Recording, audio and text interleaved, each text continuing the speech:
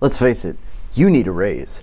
In this video, I am going to show you how to gather relevant salary data that you can use to present a logical, factual argument to get a raise. Don't touch that mouse. You're going to want to watch this one all the way through. You are fake news, sir.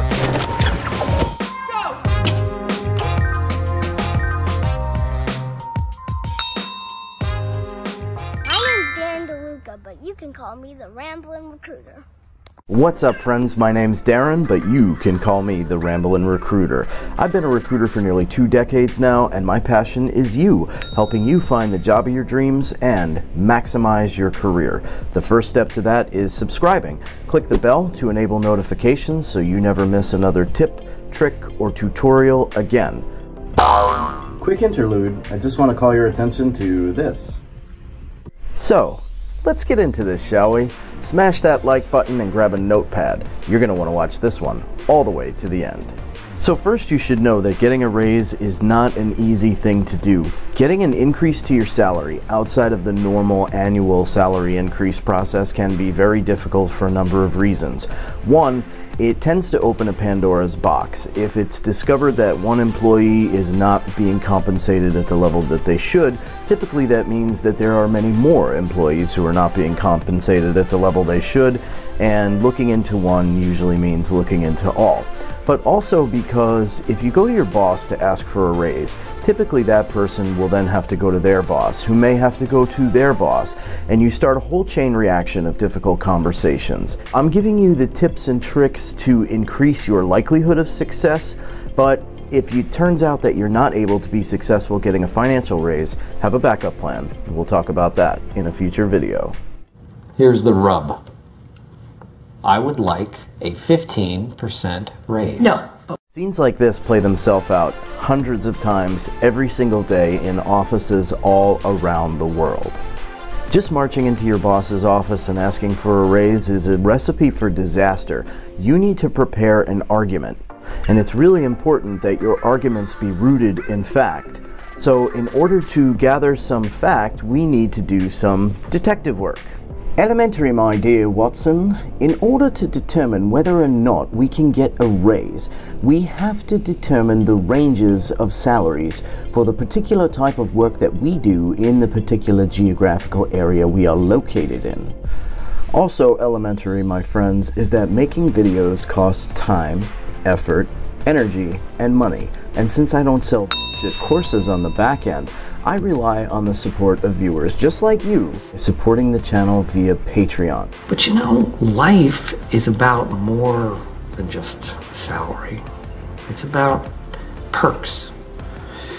Like having sex with Jan. Michael! Please folks, even $1 a month really helps keep this channel going. I appreciate your support. A big shout out to my patrons, and I appreciate you sharing this video if you get some value from it.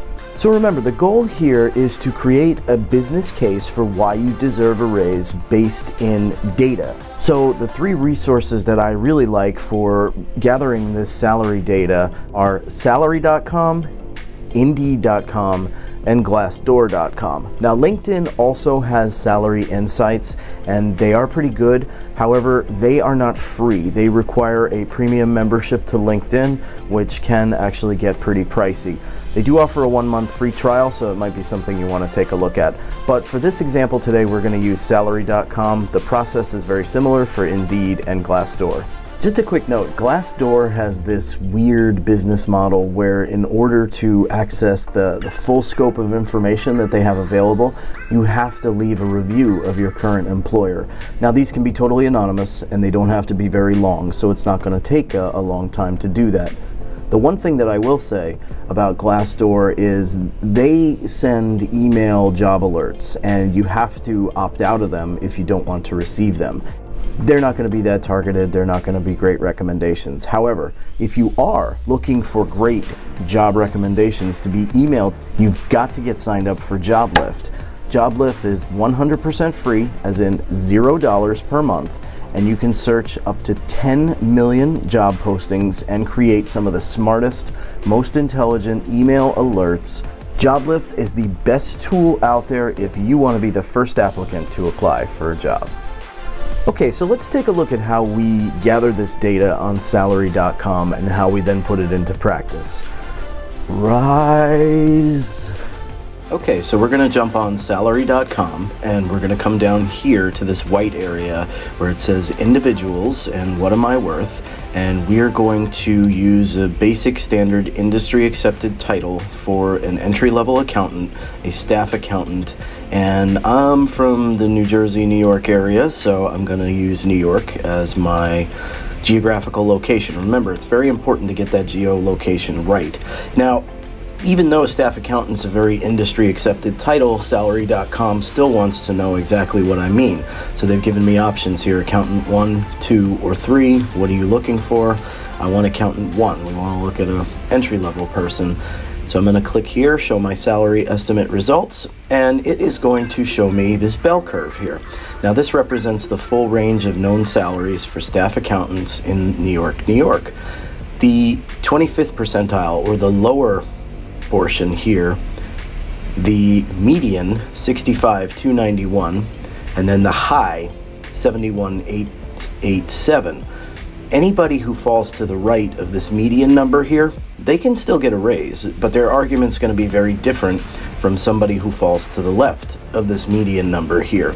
If you're on the right, you're going to have to focus almost exclusively on your accomplishments and the value that you bring to the organization.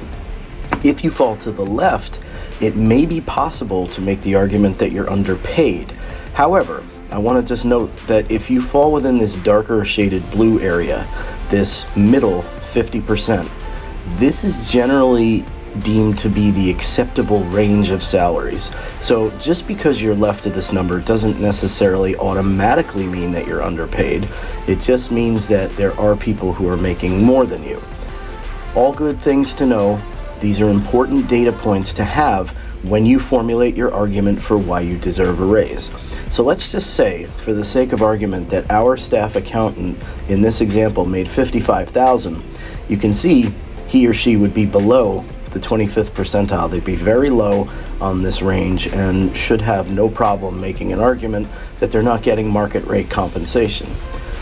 If that same individual was making $75,000, well, you can see where they'd be on this bell curve, and they'd really have to focus their examples on accomplishments and achievements, value they bring to the organization, in order to make a compelling argument based in data that they deserve a raise. Now that you've gathered your salary data and you know where you fall on that bell curve, now it's time to start preparing for the raise conversation itself. So you're going to want to start preparing your arguments and your brag book. Now, I'll go into a lot more detail on those things in a future video, but for now, I want you to start thinking about your accomplishments over the last 12 to 18 months. A lot of people have problems with this. They can't remember the projects they worked on. They can't remember the accomplishments they had. I suffer from this a little bit too. I think generally speaking, most people tend to be a bit modest. So a good way to work around that is to keep a journal, or as I do it on a Microsoft Word document, of every project and every accomplishment that you have over the course of a year. You can always refer back to that when it comes time for performance management, when it comes time for compensation conversations. It's a good best practice to get into. As far as the raise conversation itself goes, I am going to go into much more detail on that, but if you want some more detail on that right now, you can check out my video, How to Get a Raise in 2019. I'll leave the link up here. Just keep in mind, I am going to be sunsetting that video in the near future. It will be replaced with a 2020 update. Raises aren't easy to get, but if you let the data tell your story for you, you stand a much better chance of success. The data is your friend. Whether you like it or not, it is fact. If you stick to the data, if you stick to the business case that you create with the data, I think you're going to find that this raise conversation goes much, much easier. Keep your eyes peeled, because over the next several weeks I'm going to be doing a number of additional videos on getting raises, asking for raises, the business case for raises, and how to actually go about structuring that conversation with your boss when the time comes. So if you haven't already done so, please subscribe and click the bell to enable notifications of new videos when they are posted, so you never miss another tip, trick, or tutorial again. Do that and you'll be feeding the children. I've got 2 of them, and they're hungry. Music make you lose control. Music make you lose control.